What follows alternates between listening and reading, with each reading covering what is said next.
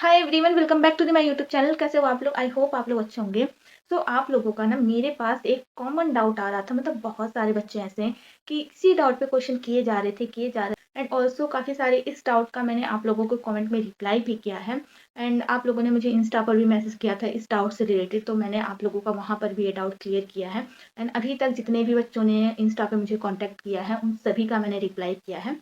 And also comment में भी आप लोग वाईटी पे जो कमेंट करते हैं उसका भी मैं मोस्टली रिप्लाई कर देती हूँ आपका। लेकिन मैंने सोचा नहीं था कि मैं इस टॉपिक पे आपके लिए कोई वीडियो बनाऊंगी।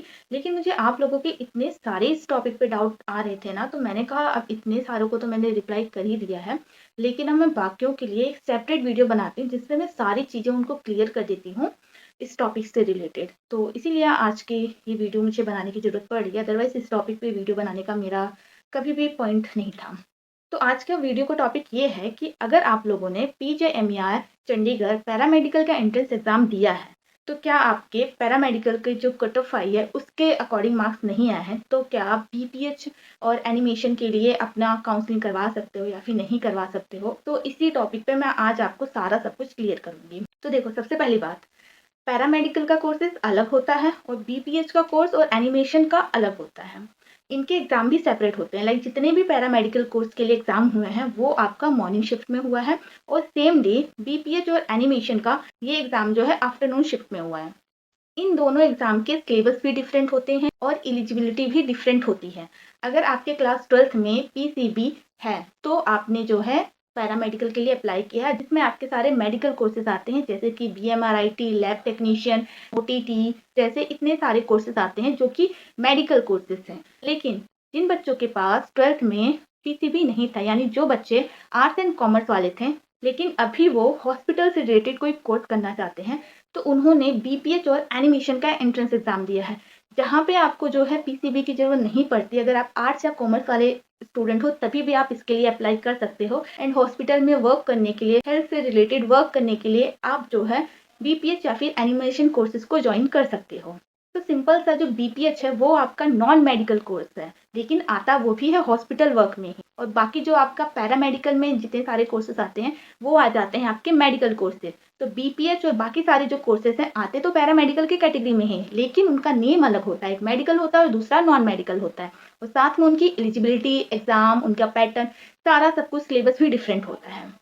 जहाँ आपको मेडिकल कोर्सेज के लिए पीसीबी का पूरा 11th और 12th का पार्ट आता है, वहीं आपका जो है बीपीएच वालों के लिए ओनली जनरल साइंस, लाइक आपने फर्स्ट क्लास लेके 10th क्लास तक आपने जो भी साइंस के बारे में बेसिक चीजें पढ़ी हैं उससे रिलेटेड क्वेश्चन आता है, कंप्यूटर से रिलेटेड क्वेश्चन आता है, जनरल आर्ट्स, जीके, इंग्लिश, इनसे रिलेटेड क्वेश्चन आता है। आई होप आपको ये चीज़ें क्लियर हो गई होंगी। ये पैरामेडिकल के कोर्सेज और बीपीएस दोनों अलग अलग होते हैं। भले पैरामेडिकल के कैटेगरी में आते हैं लेकिन अलग अलग होते हैं। एक मेडिकल के लिए होता है और एक नॉन मेडिकल के लिए होता है। अब नेक्स्ट चीज, आप सभी का कंफ्यूजन था कि अगर हमने पैरामेडिकल का एंट्रेंस एग्जाम दिया है लेकिन अगर हमारी कट ऑफ पैरामेडिकल वाली कट ऑफ की जितनी नहीं आई है, तो क्या हम बीपीएच के लिए अपनी काउंसलिंग करवा सकते हैं अगर उसके अकॉर्डिंग आई है तो ऐसा बिल्कुल भी नहीं हो सकता। अगर आपने मेडिकल कोर्सेज के लिए एंट्रेंस एग्जाम दिया है तो आप उसी में अपनी काउंसलिंग करवा सकते हो, और अगर आपने बीपीएच के लिए अपना एंट्रेंस एग्जाम दिया तभी आप बीपीएच और एनिमेशन में अपना काउंसलिंग करवा सकते हो। बीपीएच वाले पैरामेडिकल कोर्सेज के लिए अपनी काउंसलिंग नहीं करवा सकते, जो पैरामेडिकल वाले हैं वो बीपीएच और एनिमेशन के लिए अपनी काउंसलिंग नहीं करवा सकते। तो ये बात आप नोट कर लो। एंड ऑल्सो आप में से काफ़ी सारे बच्चों को कन्फ्यूज़न है कि उन्होंने जो एग्ज़ाम दिया है वो पैरामेडिकल का दिया है या फिर बीपीएच का दिया है। तो आपका जो एडमिट कार्ड था आप उसको देखो। अगर आपके एडमिट कार्ड के ऊपर जो है अलाइड हेल्थ केयर लिखा हुआ है, देन वो आपका जो है पैरामेडिकल, जिसमें मेडिकल के कोर्सेज आते हैं, उसका एंट्रेंस एग्जाम था। लेकिन अगर आपके एडमिट कार्ड के ऊपर बीपीएच एनिमेशन ये लिखा होता है तो जो है आपका वो एग्ज़ाम बीपीएच और एनिमेशन कोर्सेज के लिए था। तो ऑब्वियस सी बात है कि आपने जिन कोर्सेज के लिए अपना एंट्रेंस एग्जाम दिया है आप उसी के लिए एलिजिबल हो और उसी में अपनी काउंसलिंग करवा सकते हो।